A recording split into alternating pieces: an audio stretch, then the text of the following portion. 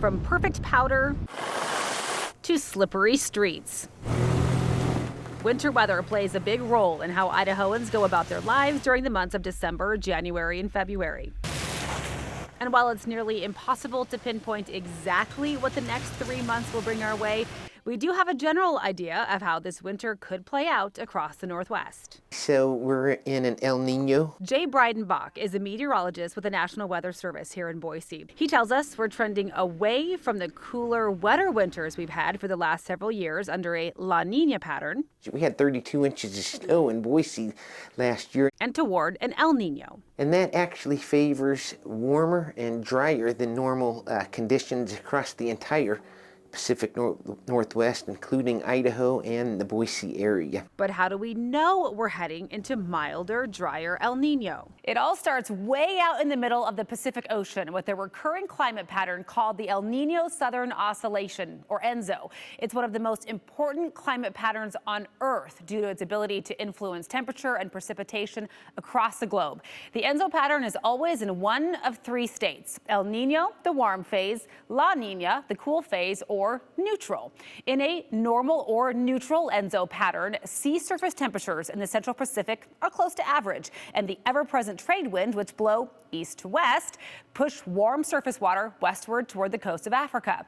So a La Nina occurs when those sea surface temperatures cool, and stronger than usual trade winds push an abundance of warm water to the west, allowing cooler water to surface in the eastern Pacific. La Nina tends to create colder, wetter conditions for the northern tier of the country. Think more snow, a la Snowmageddon of 2016-2017, but also brings drier and technically milder weather to the south. The setup for El Nino and its subsequent impacts are just the opposite. In an El Nino, warmer than normal ocean surface temperatures combine with weakening or even reversing trade winds, and that allows warm water to migrate into the eastern Pacific. Ultimately, that buildup of warmer water causes the polar jet stream to hang out much further north than it normally does, keeping frigid Arctic air at bay, leading to generally milder and drier than normal winter weather for us here in the Intermountain West. This year's El Nino is considered strong due to sea surface temperatures being substantially above normal, and it's expected to stay strong through the 2023-2024 winter season. For all you snow lovers, though, don't worry. Idaho will still get plenty of cold, wet winter weather.